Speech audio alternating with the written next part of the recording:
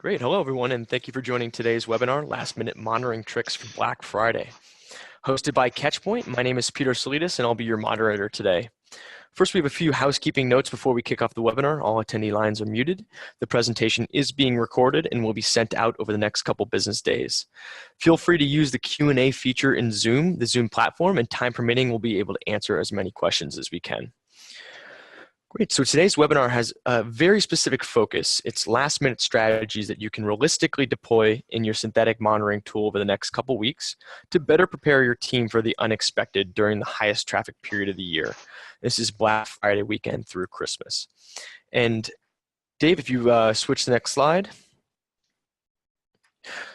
Great, and we are incredibly fortunate to have David Snyder, our e-commerce monitoring expert, on the line today, sharing his top tips and tricks, and maybe even a few horror stories from his days working in e-commerce. So prior to Catchpoint, Dave was a principal web performance engineer. Prior to joining Catchpoint as a principal web performance engineer, David went through 7 peak traffic periods as an analyst for various brands while at GSI Commerce, so he is no stranger to the pressures of preparing for peak and has been in several tense meetings to resolve some major retail outages. I'm sure those are some fun times, huh, David? Absolutely. Take a look at the picture. That's why the hair is gray. And just a reminder that this webinar presentation will be about 25 to 30 minutes long, and David will remain on the line to answer any of your questions. So please type them in at any moment, and we'll tackle them later on. And so now that we've gotten the housekeeping out of the way, I'm going to hand you over to David to begin the webinar. Take it away, David. Thank you for the introduction, Peter. Much appreciated. So good afternoon, everyone. We're going to go on to the next slide. So right now, it's November 2nd. Is your code frozen yet? Actually, the code should kind of almost be frozen. Back in October is usually the best time to start your code freeze. Now, of course, everything doesn't freeze on October 1st. It's more like a slushy. Over time, it gets more and more frozen.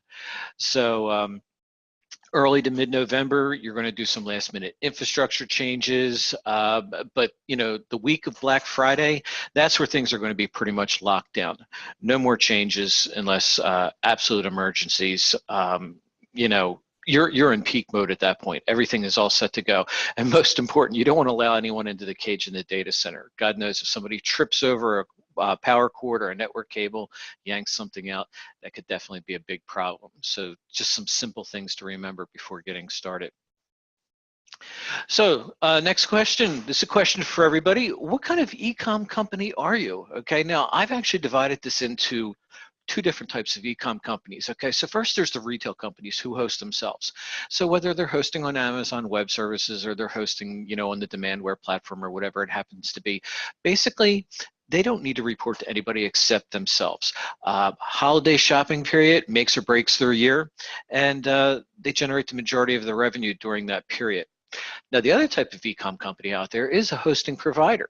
Okay, these include companies like GSI Commerce, which is now called Radial, Oracle's ATG platform, IBM has a platform, and basically they actually host these websites on their platform, and they have customers to answer to, for lack of better terms. So regardless of which company you are or which type of e-com company you are, minutes do matter. So with the retail companies that host themselves, basically your painted downtime is lost sales. You know, negative comments appearing on Facebook and negative tweets coming in, you know, that impact your brand. Okay, with the hosting providers, on the other hand, you know, the pain of downtime, that's an SLA miss, okay? And with any SLA miss, there's usually some type of penalties. And in the case of, you know, peak season, Thanksgiving through Cyber Monday, in my experience at GSI Commerce, in addition to SLA penalties, we also had to reimburse for any lost sales during an outage at this time. So this is critical to make sure that you get things taken care of very quickly, and that's what we're going to start talking about. Excuse me. So the goal of this webinar is basically reducing your mean time to resolution, or MTTR. Okay, MTTR is the time it takes from when the issue is first detected until the problem is resolved or the issue is resolved. Each additional minute of downtime costs considerably, Okay, again, a hit to the brand, lost revenue, possible penalties, etc. So reducing your MTTR is extremely important, Thanksgiving through Cyber Monday. So let's take a look at this little picture right here. Okay, this is our mean time to resolve picture. What we have is we have an example of an event, I'm going to call it, between 5:40 p.m. and 5:50 p.m. That was a 10-minute event. And you can see in this picture how long it took to detect, how long it took to identify the issue, fix it, and then verify that the issue. Total downtime, 10 minutes. For argument's sake, we're going to say it cost the company $100,000 in lost revenue. Reducing your mean time to resolution would look something like this. Everything's going to happen a lot quicker. You're going to detect the issue a lot sooner with the proper tools. You're going to identify what the problem is. You're going to fix it and then verify that fix. Everything is compressed. So in this example, we can see that the downtime was 5 minutes or half of the original 10-minute downtime. And in essence, the loss to the company was only $50,000 instead of $100,000. That's basically what reducing your mean time to resolution will do. So today's focus. Important to know that in addition to Catchpoint, you're going to have many other tools in your toolbox. I mean, that's the whole point of a toolbox. You're going to have tools for doing various monitoring of your switches and your routers and other network assets. You're going to have some type of monitors in place monitoring the servers themselves, CPU, memory, disk I/O, etc. And then you're going to have tools like Catchpoint and perhaps an APM tool that we'll talk about in just a bit. Bottom line, Catchpoint is one tool in your toolbox. It's not the magic bullet, not the silver bullet there. But Catchpoint is going to answer 3 questions about your web assets. First question, is it up? Second question, is it quick? And the most important question, is it doing what you expect? A lot of times something is up, it's quick, but it certainly isn't doing what you expect, and that can be just as bad. So one of the first things that I recommend for peak period is increase your test frequencies. Run that test more often, okay? The reason you do that is by running the test more often, you're going to get notified of issues sooner. You'll get that alert sooner, or you'll get something showing up on your dashboard sooner. Basically, you're going to know about things sooner rather than later. Now, no lie, there is going to be an additional cost to running tests more frequently. But the question you have to ask yourself is, can you absorb an extra 5 to 10 minutes of downtime? And is the amount of money that you're going to save by not running the test as frequently going to be outweighed by the revenue lost because it took you longer to find out where the issues were? So some of the things that we do, transaction tests. We used to run these for all of our clients at GSI Commerce. So we were running them every 3, 4, or 5 minutes, depending on the SLA in place that we had with the client. So if we had a client with a very aggressive SLA, 99.75, 99.8, for example, we would run the test every 3 minutes. For people with more generous SLAs, like 99.25 or 99 perhaps, we would run it as frequently as 5 minutes because we had that more generous SLA. Another thing you want to run in addition to transactions is you're going to want to run DNS tests, okay? This is something that's actually pretty unique to Catchpoint. You have the ability to do a full experience test when doing a DNS lookup. So we show you all the domain name servers that are being accessed and how long each one's taking, what kind of DNS records are being returned. This is great information if you start to discover DNS problems with your main transaction tests. I recommend running these in parallel with your transaction tests. You don't need to run them all that often because your SLA is not based on the DNS, it's based on the overall transaction. But by having this additional test information available, it will definitely help you reduce your mean time to resolution if you discover DNS problems with your transactions. And last, but certainly not least, API testing. As we know, in Ecomm, in addition to the web store, you're going to also be using APIs, okay? So APIs, for example, can be used to authenticate credit cards, calculate shipping tax and freight, do simple address validation so that you make sure you're shipping it to a valid address or a PO box. Again, these tests, because they're so critical, these particular APIs, I recommend running them every 3, 4, or 5 minutes, again, based on the SLA that you have. So what this all does is it does come back to a business decision. You know, does the amount of money you'd lose if you were down exceed the incremental cost of the tests?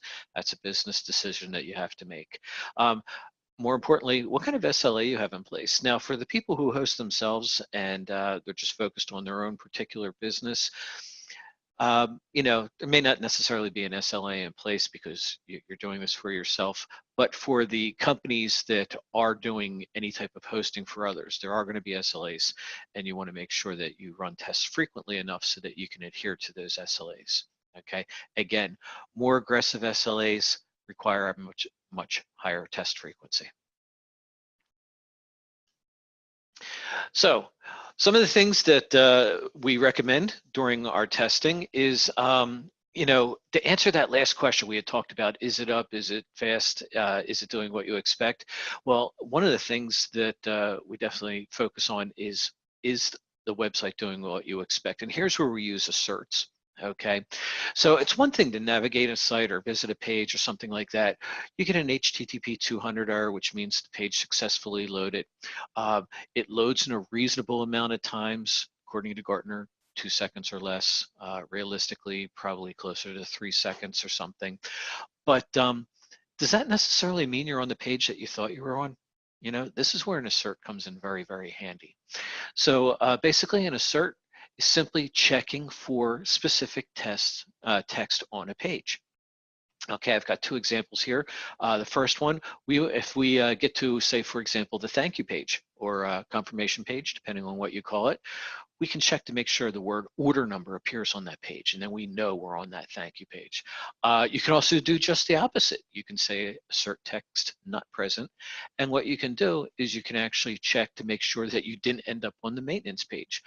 During peak, Black Friday, Cyber Monday, if the site starts to incur performance issues and you start running into situations, you may start redirecting people to a maintenance page or some other type of page. That means there's a problem. So you definitely don't want to see that show up in your test, and you can actually test to make sure that you're not landing on a maintenance page. So we got some example screenshots right here. So in this particular one, I have, we're opening a web page and we're waiting for the page to load. And then right after that, we're doing a assert text not present. Okay, basically this is making sure that we're not landing on that stop back very soon page that they have, indicating that there's a problem with the website. So that's just one example. And then here we have the other example using the assert text present. This is the same transaction, as a matter of fact. And what we're doing when we get to that thank you page, we're actually looking for the phrase order number is, and then we're looking for a 10-digit order number. Basically what this means is we placed that order, the system came back and gave us an order number, this user converted. So it's a very, very good, good thing to use. It lets you know, as I talked about before, is the site doing what we expect? Okay, so next up, actually simplifying your transaction tests. Okay, a transaction is a multi-step web test, and what it can do is it can simulate what you would expect your end users to do. Okay, simplifying these transactions allows for faster and more probable detection and identification of issues. So some of the things that you need to consider, what is it you want your transaction to do? Do you want to emulate a user going to the checkout funnel? Do you want to emulate a user logging into their account with you? You know, whatever it happens to be. Another thing, are you testing for best case or worst case scenarios? And that's a little ambiguous right now, but we'll get to that in just a second, and it'll make complete sense when we do. Last but not least, how easy would it be to replicate tests for other properties? So if you're one of those hosting providers and you have multiple brands, for example, you're going to have a core set of tests, and how easy it is to replicate those tests for another brand that you would bring in and start hosting. So when should you be creating a multi-step transaction? Okay, well, here we have an example of it. This is a sample checkout script going through the checkout funnel. We hit the home page, we do a search, we select a product from that search result page, cart the product, and then go through the checkout process, entering billing, shipping, and payment information, and finally getting to that thank you page. Okay, complete checkout end to end. And basically what this is going to do is this is going to make sure your end users can convert. Can they do everything necessary to get to that thank you page and convert? Okay, technically that means you're up, not that the pages are showing and they're coming in a timely fashion. Can they convert? That's when you're up. This also simulates a true user's experience. Okay, so the first time you go to the home page, now at Catchpoint, when the first time you go to any page within Catchpoint, there are no cookies set, there's nothing cached or anything like that. It's truly a worst case scenario. So when you hit the home page, you're seeing the home page, truly worst case scenario, but everything gets cached just like you would in a normal session. And as you progress through the transaction, more and more things get cached, and the pages actually get quicker as you go along, just as it would be if a user was really surfing your site. And another reason why you're doing a multi-step transaction is because you can't hop into the middle of a funnel. Okay, technically you can't go right to, you know, a billing page or a shipping page or even the thank you page. Okay, you have to go through that funnel beginning to end to actually get to that thank you page. So one of the things that we see people sometimes do is they'll actually create transactions that don't necessarily have to be transactions, and quite frankly would be better if they weren't transactions. So what we see here is we see that someone had created a transaction test. The first visits a home page, then it goes to a category page, subcategory, product, and search. Okay, the problem with this approach is that if one page is broken or it times out, that's it, the test is done. So if that category page times out, you're never testing your subcategory, product, or search results pages there, okay? And also what happens is, as we had discussed before, things will get cached. When you hit that home page, nothing is going to be cached, so you'll see, you know, everything load. But then as you go on, your category page is going to have really good time because a lot of it's been cached. The subcategory page will have even more good time, again, because even more stuff has been cached, and so on and so forth. What this is doing is this is creating a best case performance scenario for each subsequent page in a transaction. Okay, so you may say, oh, my product page took, you know, 2 seconds. Well, that's best case scenario. It can only get worse from there. Okay, so I like to look at things a little bit differently and approach them from the other direction. So first thing with transaction tests, KISS, keep it simple. Okay, we're going to break the transaction apart into individual tests. We're going to randomize URLs using macros. So for those category pages and subcategory pages and even the product pages, heck, all the pages except the home page, now that I think about it, you don't want to keep hitting the same page over and over again because eventually the server is going to cache it.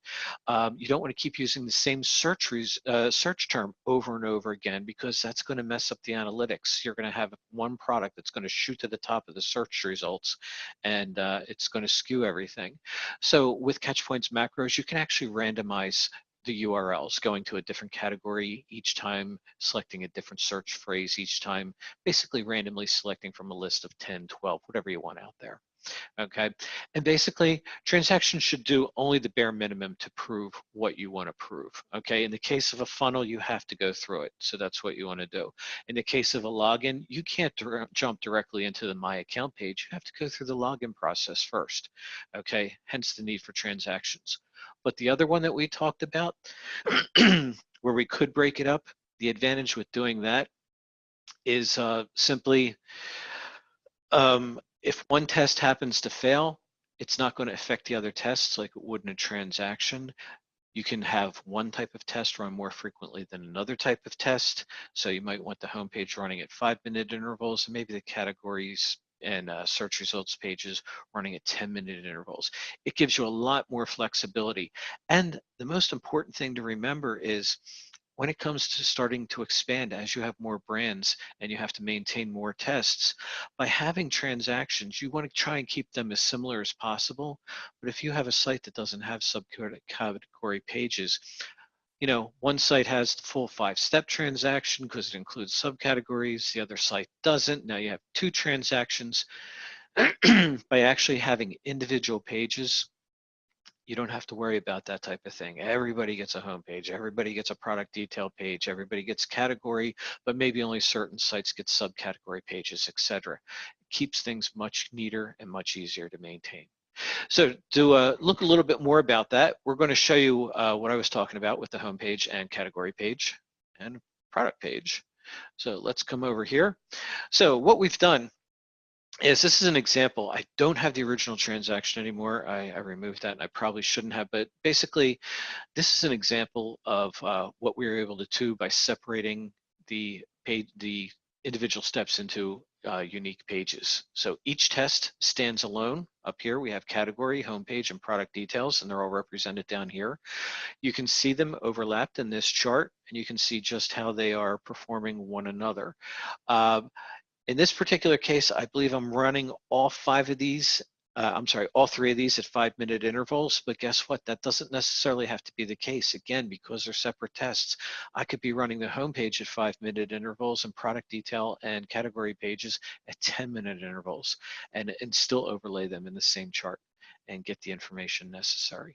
So, again, I go back to that, keeping your transactions simple and making them do exactly what they need to do, nothing more. So let's hop back to the deck and we'll go on to the next page here. So some of the other things that you can do to help reduce your mean time to resolution with Catchpoint is take advantage of our zones and hosts feature within your tests, okay? Basically what these are gonna do is these are gonna quickly identify specific performance issues on a page. It's gonna help you do that. So with Catchpoint, how granular do you want to get? Do you just want to look at high-level information, regarding whether this is first party, third party, et cetera? Or do you want to go down to the host level? Do you want to go down to individual object or request levels? Okay, that's all capable within Catchpoint. We'll take a look at that shortly. But a lot of times, when you're starting to see performance or availability issues, the first thing that jumps to my mind, well, is it me? Is it my CDN, or is it a third party? Because depending on where the issue is, you're going to need to get a different team involved. Okay, when I was at GSI Commerce, my team was involved for all first party issues. We got that call at 3 o'clock in the morning. But our CDN, my team didn't have a relationship with the CDN. My 24/7 NOC did. So they were the ones responsible. And then of course, third parties, that was handled by the business team. They're the ones who were responsible for identifying which third parties would add value to the site, putting them on the site. So, getting the correct teams involved based on the type of issue it is. This is why you need to identify that. And also, reaching out to the business team, hey, you've got a third party issue there.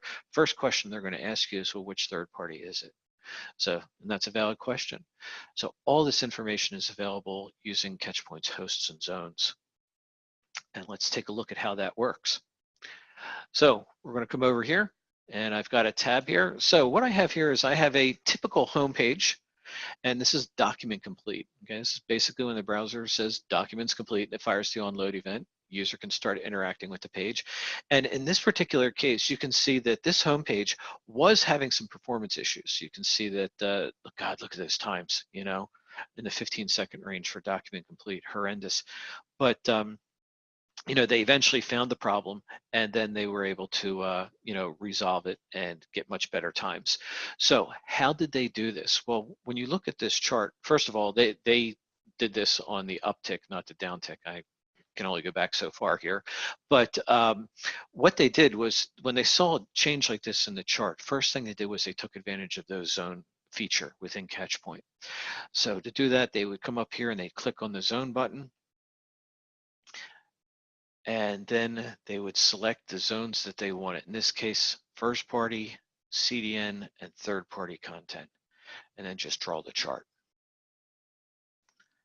if you take a look at what we have now, look at that. 30 seconds to create a new chart, and look what this tells us, okay? First party content. Here's your content coming from your CDN, and then here's all the third party content out here.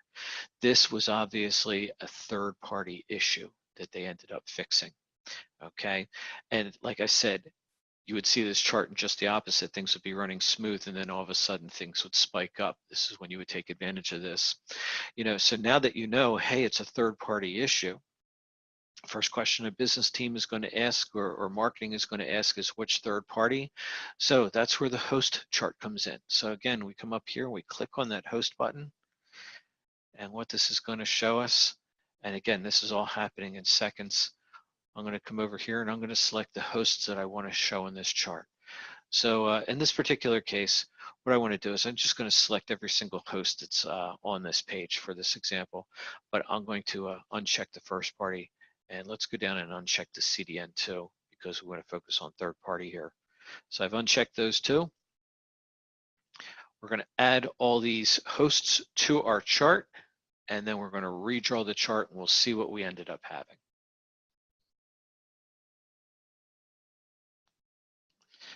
Okay, so here's the chart, and let's take a look at what we have here. I'm going to scroll down. Okay, so here's that same home page, and you can see right there, here's the elephant in the room, this particular host. So in less than a minute and a half, I was able to determine for this particular page, where was the problem? Was it first party, i.e. in my backyard? Was it a problem with my CDN, or was it a third party? In this particular case, it was third party. So you know right away, reach out to business or marketing. They're going to come back and they're going to say, which first party? So drilling down to the next level, we've just identified which third party this is. So that said, let's go back to the deck, and we'll talk about the next feature within Catchpoint that'll help you with your mean time to resolution and identifying problems. With Catchpoint, you can set up custom metrics. Now we call them Tracepoints. Okay, Tracepoint is basically any type of string value that you want to store within Catchpoint along with our standard metrics. Okay, so you can get Tracepoint information from the headers, i.e. the response headers coming back from the web server, or in the content itself, in the web page. At GSI Commerce, we used to actually hide some really great information that we used for Tracepoints in comments within the HTML source that was served up by our servers. So some of the examples of data that I've seen some of our customers take advantage of, okay, those using a CDN in the response headers, there's caching info, whether a page was cached or not. In the case of my former company, we put the data center name in comments within the actual HTML content, and then I've seen one customer actually put the query time of their backend query engine or search engine in the actual content as well, and then we can chart that. So these are just some of the examples of custom metrics that people have actually captured over time and are taking advantage of within the Catchpoint system. Now this data, once it's captured, it's available both in waterfalls and charts. So we'll show that in just a second. And having this additional information definitely helps reduce your triage time. Okay, because you have, in the example of a data center, you may have a bunch of tests start failing, and you notice right away, okay, they're all in this one data center. All the tests running in this data center are failing, but tests running from the other data center are not failing. Well, that immediately cuts your work, your workload in half as far as where you need to look. So just a few of those things out that you can take advantage of. So let's show you some examples. So what I'm going to do here is we're going to go back into the Catchpoint portal, and I've already brought this this one up because I should save it as a favorite actually. But what we're looking at here is this is a website that's using Ecomm to do all their caching of static content, and this particular test is a test for a single image object. Okay. something that you would ideally use a CDN such as Akamai to cache. And in this particular instance, what we did was we extracted the X cache value out of the header. When you turn on Akamai debug with the Pragma header, it actually puts a lot of great information in the response headers that come back from their servers. One of them including X cache, which tells you whether something has been cached or not cached. We can capture that information and then we can put together a chart that looks exactly like this. It's a real live chart. And we can see, I'm going to hover over TCP hit here. Over the last 24 hours, these are all the tests that had a cache hit. Basically, the request went to Akamai. Akamai served it up right away because it was in their cache.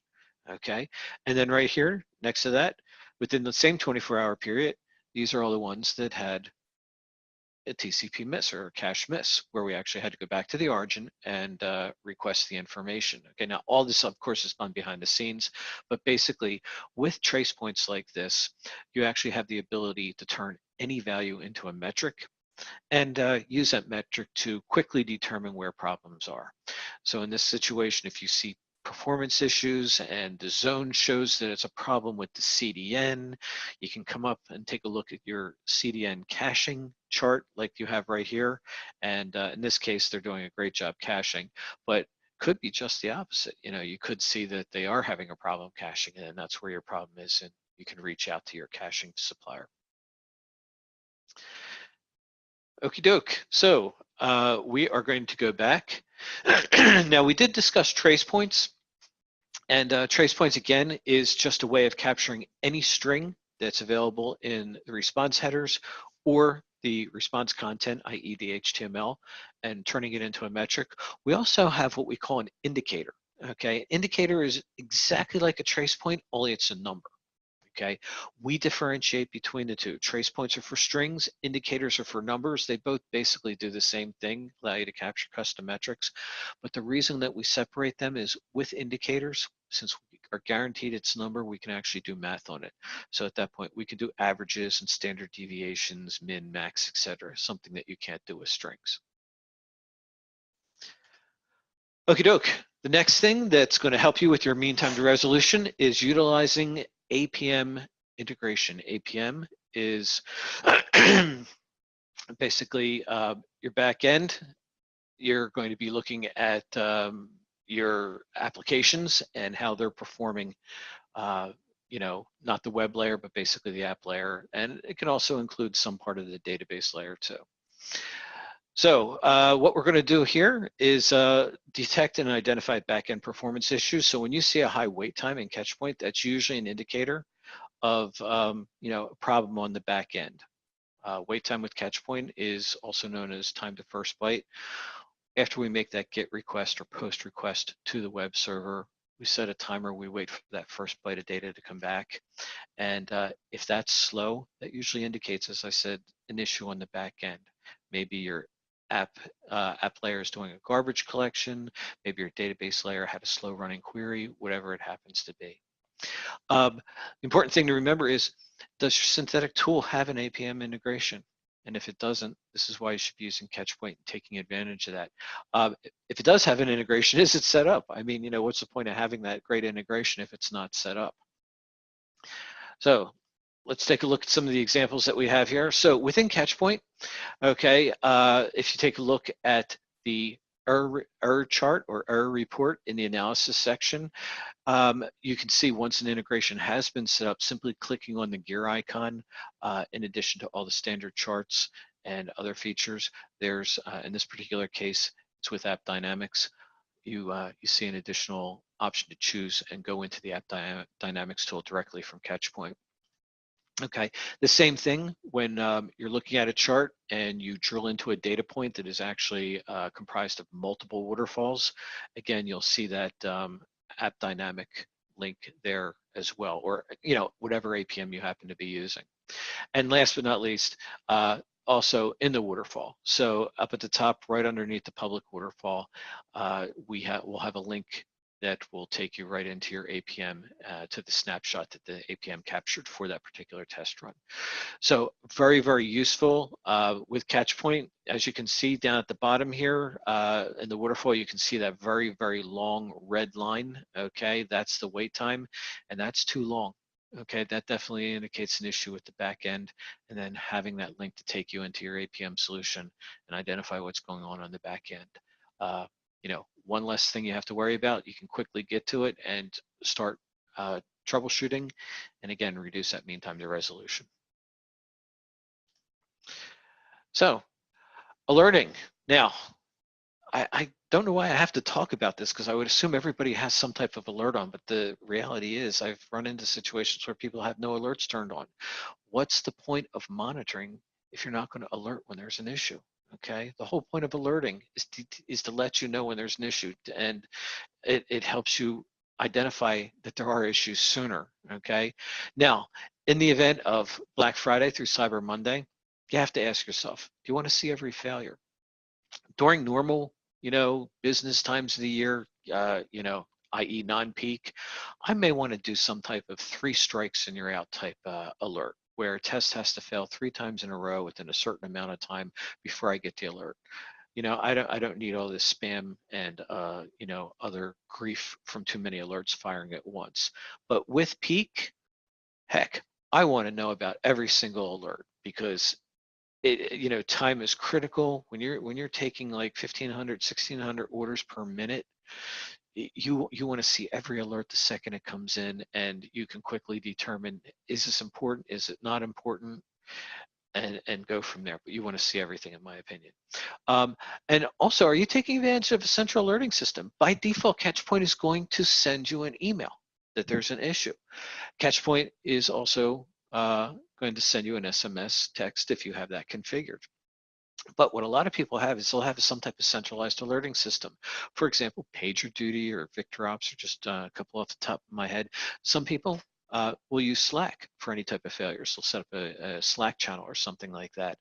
Datadog, people will send failures to Datadog. Whatever the case, Catchpoint has a webhook for pushing alerts to an endpoint that you specify, whether it's for Datadog or you know, PagerDuty or whatever. So if you do have this centralized alerting system, you can take advantage of it. You can send your Catchpoint alerts to that centralized alerting system rather than have to, you know, have somebody sit there and go through emails all the time.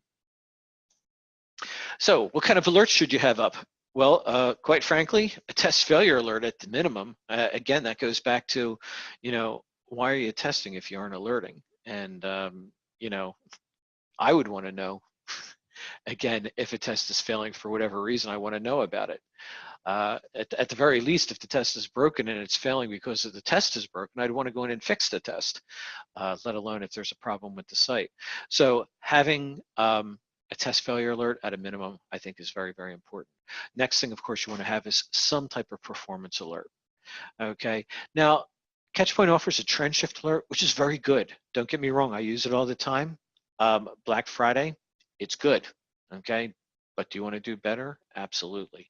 So you're going to want to have some type of trailing value alert. Okay. What is a trailing value alert?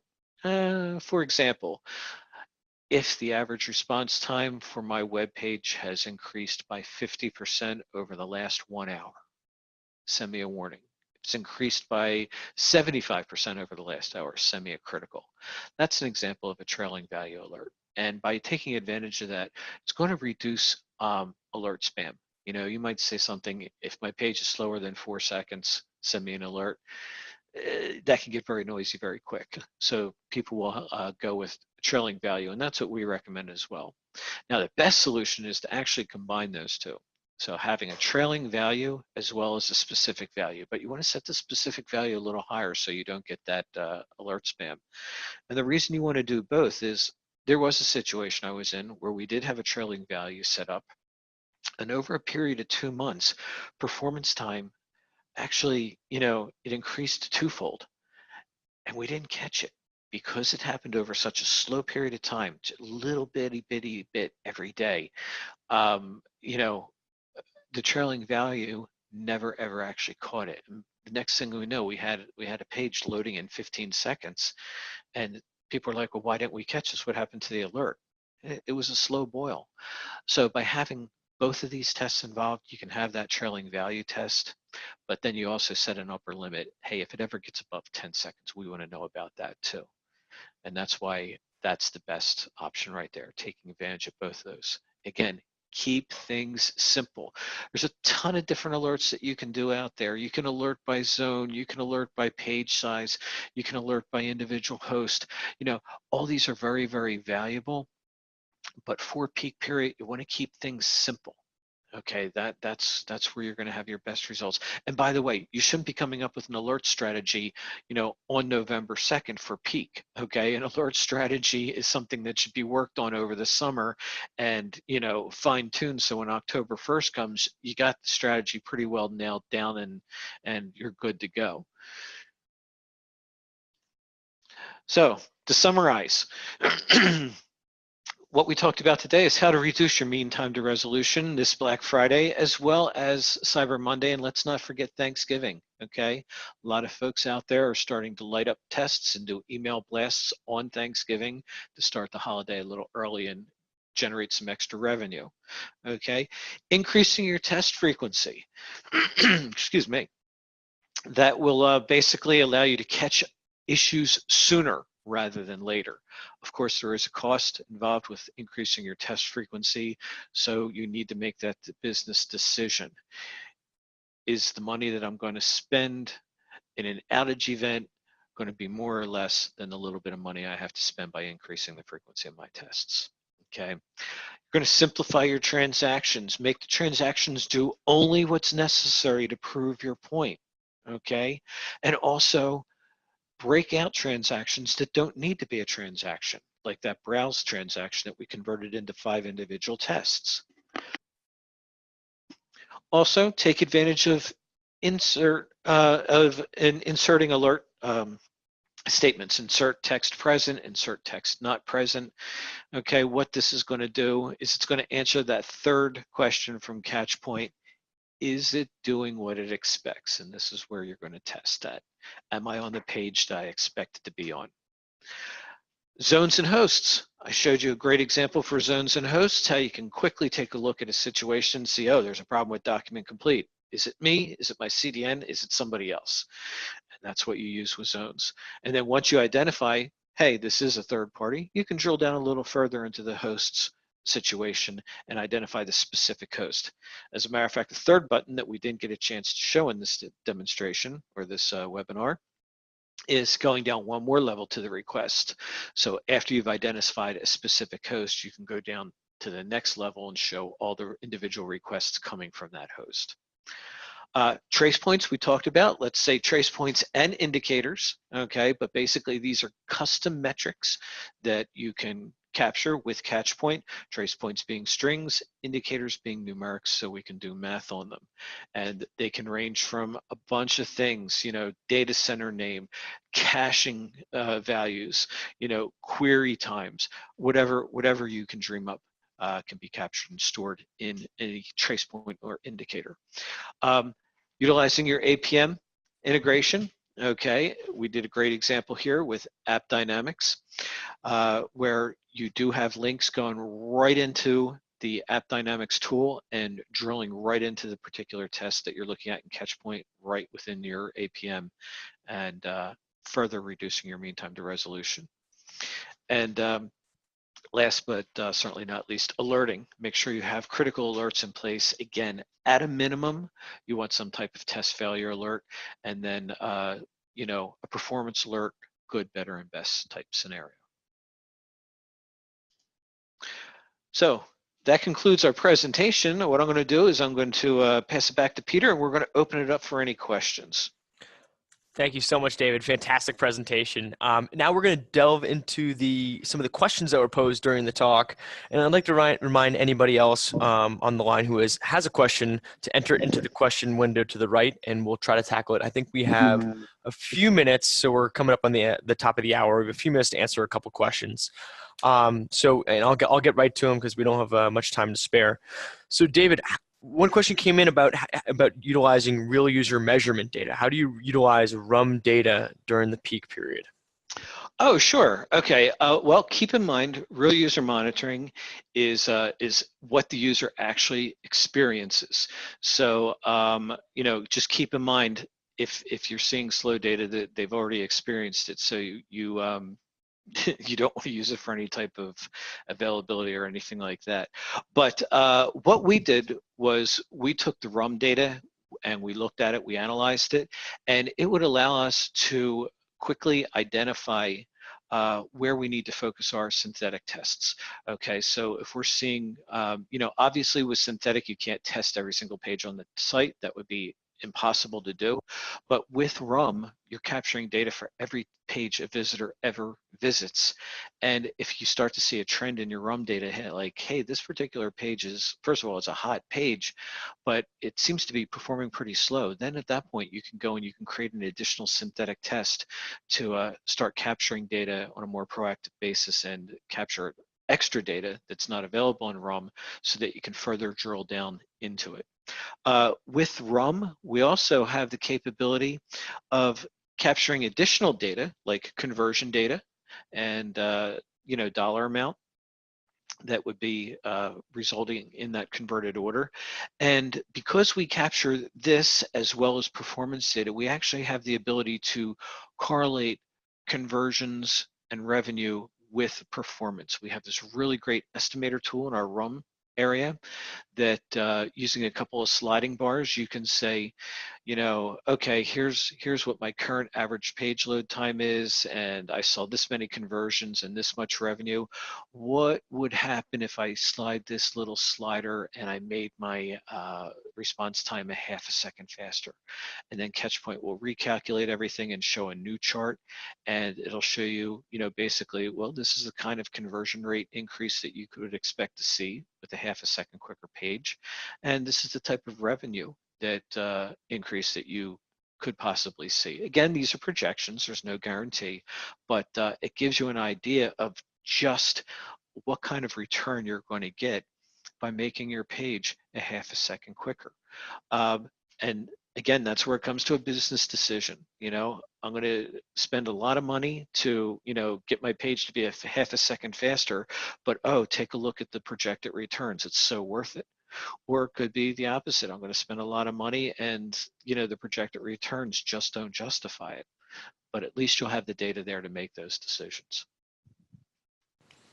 Excellent, great answer. And this next question is a great follow-up actually, because we've been talking a lot about data and mostly a term we use here at Catchpoint, data in rather than data out. And this question refers to the data, the output of the data. So in terms of reporting, what types of reports do you tend to keep an eye on during the peak period?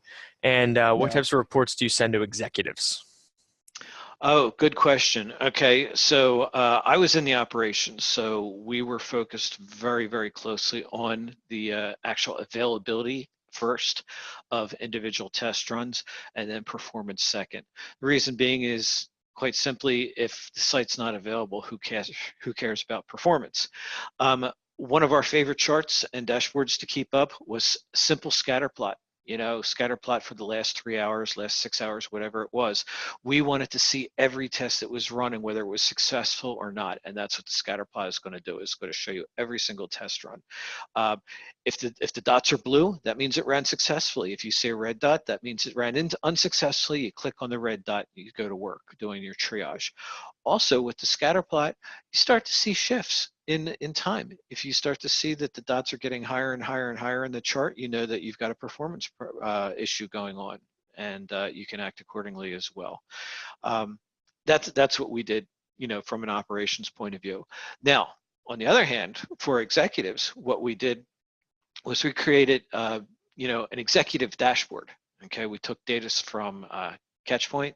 We also took some data from Peregrine and a few other tools that we used internally to create a dashboard for our VP of operations that let him know in a glance how things are going.